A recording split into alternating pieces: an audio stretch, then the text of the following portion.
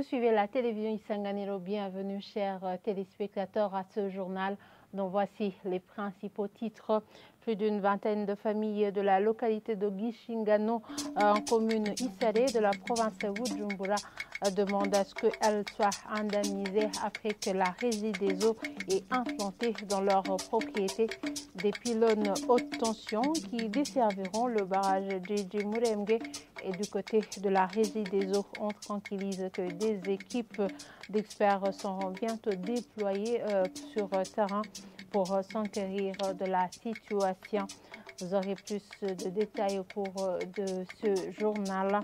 Et certains Congolais demandeurs d'asile de la province hébergés temporairement dans le camp de transit de Makombe en commune et province Rumongue se plaignent qu'ils vivent dans des conditions déplorables.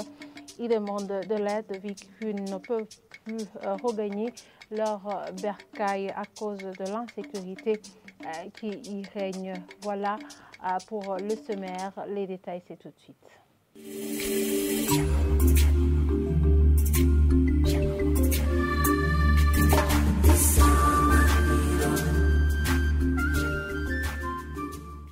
Encore une fois, bienvenue, chers téléspectateurs. Plus d'une vingtaine de familles de la localité de Gishingano, en commune Isare de la province Bujumbura, réclament des indemnisations liées à l'implantation dans leur propriété des pylônes de haute tension qui desserviront le barrage J.J. Muremge.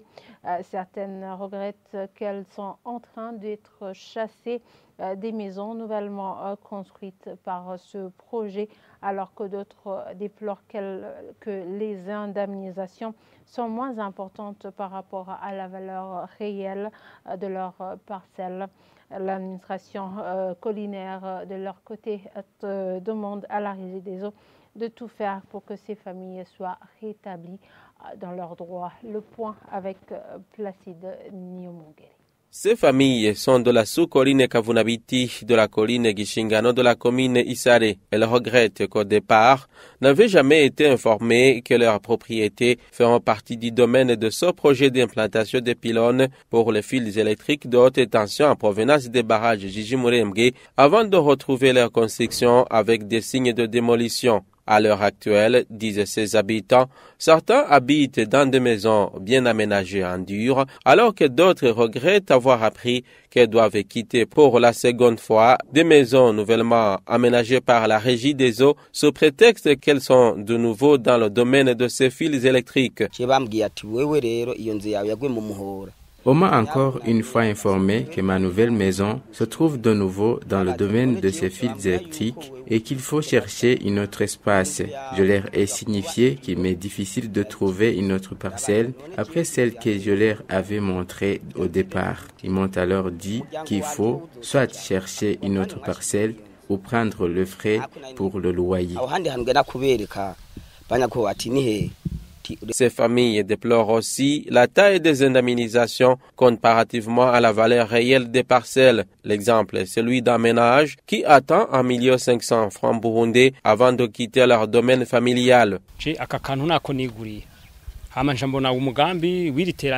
J'ai acheté cette petite parcelle avant ce projet que je qualifie de développement. Aujourd'hui, il me propose 1 500 000 francs burundais d'indemnité. Cher monsieur, est-ce que ce montant est proportionnel à la valeur de cette superficie de désert et mon chantier en cours?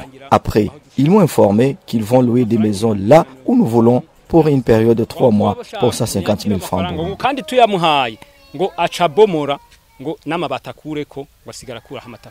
D'autres qui grognent encore sont celles disposant des espaces non bâtus. Elles déplorent avoir appris que leurs domaines ne feront pas objet des indemnisations et se demandent le sort réservé à leurs terres.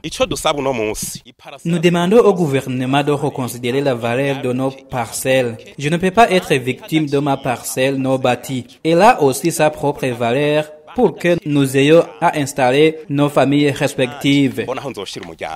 Sur ce, Gervais Ngurikiye, un des élus collinaires de Gishingano, affirme être au courant de toutes ces lamentations et demande à la régie des eaux de tout faire pour rétablir ces familles dans leurs droits comme elle en a fait pour d'autres. Ceux qui se sont vus leurs maisons reconstruites se réjouissent. Nous demandons aux responsables de ce projet de tout faire pour l'intérêt de ces familles, à indemniser du fait qu'il y a une partie de cette population qui avait acheté ces parcelles pour l'aménagement d'une maison familiale.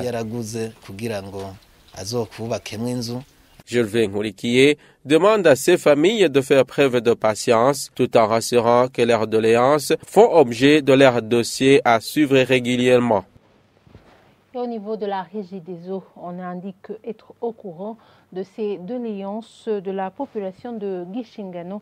Le directeur général de la Régie des eaux affirme que des équipes, des experts en matière d'indemnisation seront bientôt déployés sur terrain pour s'enquérir de l'état d'avancement des indemnisations. Suivez-le. Il y a ceux qui n'étaient pas concernés par ce projet auparavant. Nous avons à cet effet dépêché nos équipes pour identifier ceux qui n'ont pas été jusqu'ici indemnisés pour les rétablir dans leurs droits. Que la population alors soit rassurée. L'exécution d'un projet constitue un atout pour la population et le développement du pays. Nous ne pouvons pas accepter, en tant qu'une entreprise publique, qu'un projet de développement du pays constitue, à l'inverse, un défi pour la population.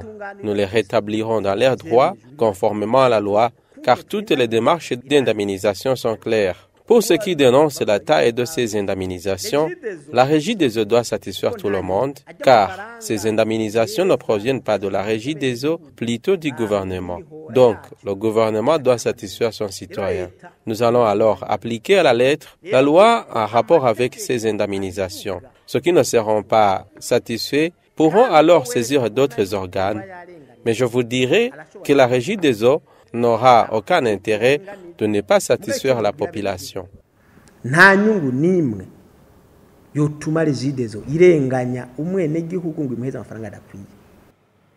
Page société pour continuer avec ce journal.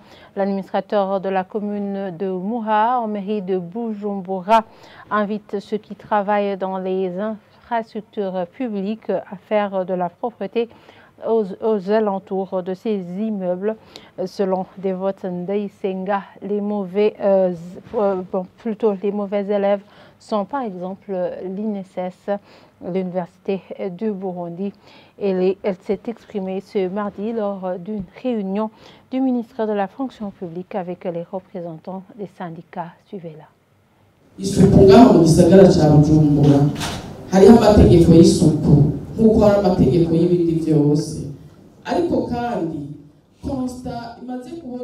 À mairie de Bujumbura, des mesures liées à la salubrité ne manquent pas, comme pour tout autre domaine, mais curieusement, le constat est que les infrastructures publiques, que ce soit au niveau de différents ministères, ont remarqué des déchets. Je voudrais lancer un appel, entre autres, au ministère de la fonction publique, à l'INSS. Toutes les infrastructures publiques devraient être bien traitées puisqu'on ne pourra jamais atteindre la vision 2040-2060 tant que la ville de Bujumbura ne sera propre. Nous devrions avoir l'image de Bujumbura propre.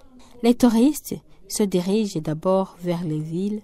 Vous comprendrez qu'ils ne peuvent pas venir dans une ville où la salubrité reste à désirer.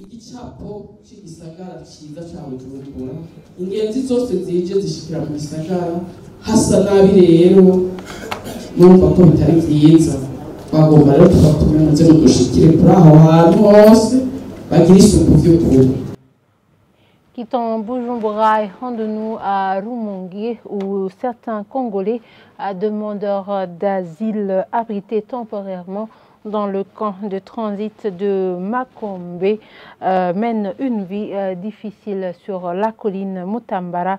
C'est après leur expulsion de ce camp qui les abrite depuis bientôt plus de 6 mois.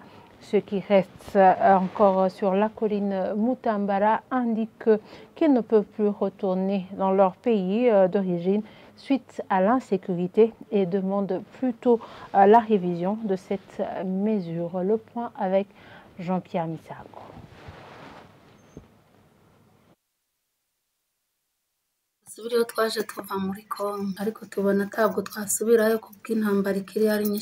Il s'agit ici de l'une des victimes de cette expulsion. Nyamasoso Claudine, c'est son nom, figurant sur la décision finale négative, lui signifiée par l'ONPRA. Dans une maisonnette d'une chambrette et un salon encore en construction sur la colline Mutambara, Nyamasoso Claudine y habite avec ses 4 enfants et un autre jeune garçon, lui aussi expulsé du centre de transit de Makombe. C'est une maisonnette leur donnée pour 2 mois à compter du mois de février dernier par un bienfaiteur qui les a trouvés sous la pluie dans une barza près de ce centre de transit après leur expulsion, et cela après notification d'une décision négative finale de détermination du statut de réfugié par l'Office national de protection des réfugiés et apatrides. Rencontrés après-midi alors que les épluches avec ces 2 filles des patates douces leur offertes par les chrétiens d'une église à Mutambara, cette femme ayant fui après l'assassinat de son mari selon ses dires, désespère. Elle explique qu'elle ne peut pas regagner la République démocratique du Congo, son pays d'origine, dont l'Est est encore en proie à l'insécurité. Et certains de ses compatriotes qui seraient retournés après leur expulsion de Makombe auraient été tués. Cette femme, de même que Sabouni Rachid Ramazani, un chef d'une famille de 10 personnes, dernièrement expulsé de ce centre, demande la révision de cette mesure. Alors que cela expulsés de ce centre disent être abandonnés à eux-mêmes, Augustin Minani, administrateur communal de Rumongue, dit que c'est inconcevable que des étrangers demandeurs d'asile soient amenés dans ce centre et après 6 mois, ils sont abandonnés à Mutambara même sans être acheminés vers leur pays d'origine. Il y dit suivre de près cette question. Jusque ce lundi, 16 ménages avaient déjà été expulsés de ce centre en 3 temps, selon certains de ceux-là expulsés. Quittons Rumongue et revenons encore une fois à Bujumbura où les berges du ravin de Kidingwe, agrandi par les eaux fluviales, et celles provenant des ménages en commune Moura de la mairie de Bujumbura, menacent de s'écrouler. Les habitants des environs craignent que leur maison ne soit emportée et demandent que ce ravin soit réhabilité. Le point avec Omer Douayo. Saba yuko leta yodufasha ikarukora akujya bakoreye izindi nzuzi. Ico twokora nuko dukorera imifurege. Il la qualifie d'une rivière suite aux menaces de ces berges lorsqu'il y pleut.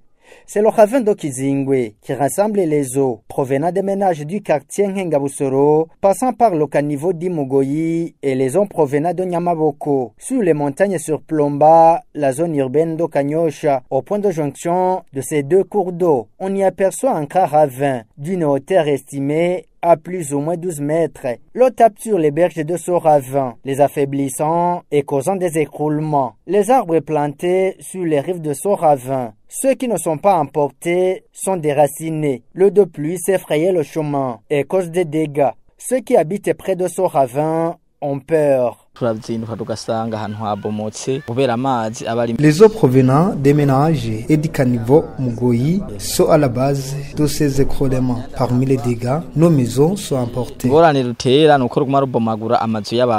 Mathieu Ndihokubwayo, l'un des élus locaux au quartier Nyabaranda, anciennement appelé quartier Gisio 4, s'inquiète du manque de solutions. On manque des rapports sont chaque fois fournis aux autorités habilitées. Cette terre ne résiste pas aux pluies et des écroulements de terrain se produisent facilement. Nous ne sommes pas capables de trouver solution. Nous essayons seulement de protéger nos maisons par des planches et des sacs remplis de sable, puisque Sorave connaît souvent des effondrements. Même les bambous que nous avons plantés ont été emportés, des maisons également. Les autorités en sont au courant. Nous ne trouvons jamais de réponse à nos doléances. La partie la plus menacée est celle de la jonction du ravin et le caniveau de Mugoyi et celle qui est en bas de la route nationale numéro 3, Bujumbura-Rumonge. Le pont se trouvant sur cette route a été réhabilité, ce qui fait que l'eau suit son cours normal. Merci à Omer Ndouayo pour ce reportage. Et voilà, c'est ici que nous clôturons ce journal. Merci de nous avoir suivis et très bonne suite de programme sur la télévision Isanganiro.